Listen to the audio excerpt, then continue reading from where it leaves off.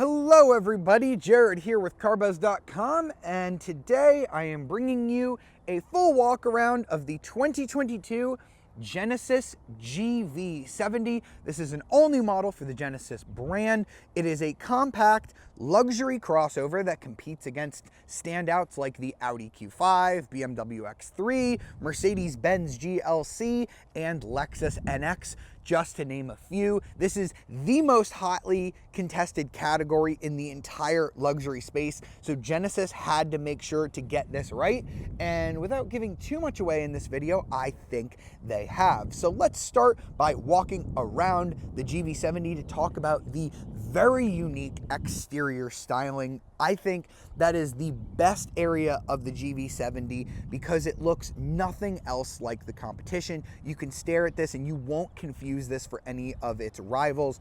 We've got the Genesis shield grille here with the little point at the bottom. I love this sort of diagonal chain mesh in there. I think it looks gorgeous. It's not too big. It's not too obnoxious. We've got our Genesis logo with the wings here as well, with sort of this bulged cutout on the hood that looks really nice.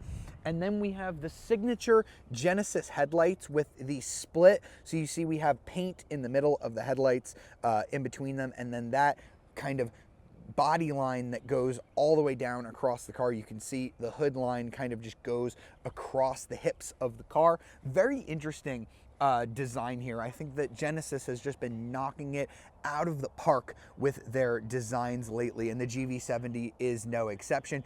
Even in this kind of boring color, we have this kind of basic silver, but you can see, look at how much metal flake is in that. I typically don't love silver cars, but I think this looks fantastic, and when you see it paired with the interior that we have on this test car, you might not be so mad at the silver, or at least I wasn't after I saw what color they optioned for the interior.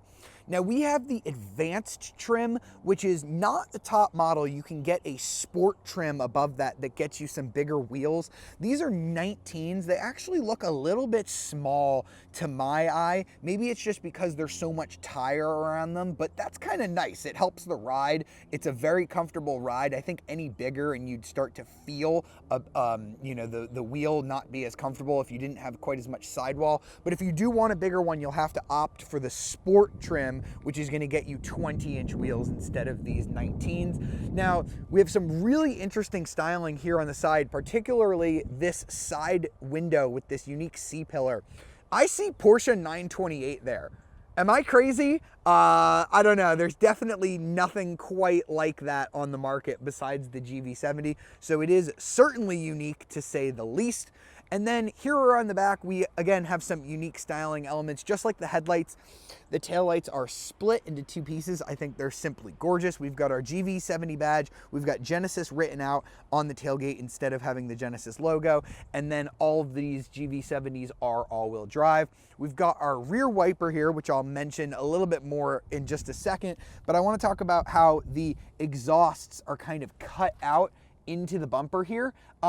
This is obviously not the main part of the exhaust. The tip is in there. You can kind of see it if I zoom in a little bit, but I don't know, I guess I'll give half credit for Genesis. That's a lot better than the Audi Q5 that I drove, which literally just had fakes in the bumper. So not a bad design. Reason why I wanted to talk about the windshield wiper is because that's where the button is to open. You can see it's right here. You just go ahead and click that. Kind of an interesting placement for the button to put it on there. I think this is a pretty massive trunk. I have no problems with the amount of space that we get here. You can see you can actually recline these seats forward and backwards to get a little bit more space if you need. The only thing that's a little limiting here is this roof line is a little bit slanted, but it's not too bad. I think the space back here is pretty darn good. I think we should have a little bit more underneath here, but not a whole ton of space. And the thing that I like about this is you can fold down the seats from the cargo area. You can see that side folded down, and then I can do the same over here to fold that side down. Unfortunately, my seat is a little bit far back because I have it on the memory function, so it'll back that seat up a little bit when I get out of it. We've got a power tailgate here on this advanced model, and we can go ahead and check out the rear seats, which are, again, quite a nice place to sit. Let's put these seats back up. and then we can get our first look at this interior color. So they call this like a burgundy. It almost looks sort of like a plum color. It's fantastic. The camera is showing it. It almost looks like a little bit of brown, but trust me, it is like a plum purple color. It's really unique. I've never seen anything quite like it. We do have sunshades here in the back to block it out from the sun. And when I go ahead and step on in, I have plenty of legroom for a compact vehicle like this. I do have my own air vents here, but no separate climate controls, at least not on this advanced model. And I do have USB chargers here, as well as a household outlet. And if I so choose, I can recline those seats using this little handle right here, as I showed you when we first stepped into the back seat. The best part about this interior, I'll have to see if I can show you at night, because we've got these door cards that light up with the ambient light color. They are fantastic. We've got the same thing up on the front doors as well, which I will now show you. All right, let's go. I'm gonna hop in here. So you can see we have just what I mentioned right here on the doors. We also have it here on the center console. The seats are a little bit plain on this advanced model, but you can get a more intricate seat if you go for the higher trim levels. We've got this very interesting 2-spoke steering wheel, which I kind of like in this luxury application. It's very easy to use. We've got our push button starter up here. We're going to go ahead and see the dashboard fire up. We've got all of our climate controls housed here on this sort of touchscreen display, and we've got our half digital gauge cluster, which is a little bit weird. So you can see the tachometer and the middle area are actually a screen, and then the speedometer is a physical speedometer. So I've got my drive mode selector here. You can see I can change the different looks of that gauge should I choose. If I want to be in eco mode, I kind of like the eco one. It's similar to what you'll get in some other Hyundai and Genesis models. We also have this massive, I believe it's 14.3 inch touchscreen. You can see I can touch the display, or I can use this rotating knob down here. You can also swipe across it with your finger like this to get it to move around. I've kind of mixed and matched both. I'm not really sure which way I like interacting with it. It's a little bit far to touch, so I'm glad they put this little knob down here. It works pretty well.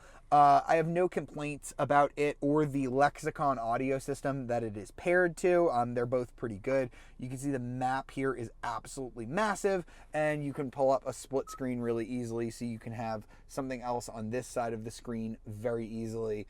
Your clock, your radio information, and then you can just put that away very easily. So the system is super easy to use. We've got our 360-degree camera as well, which is great. We've got lots of parking assist features. We've got the thing on the key where you can pull in and out of spots very easily on this. We do have our volume and tuning knobs down here. So luckily, Genesis has not forgotten to include physical elements as well.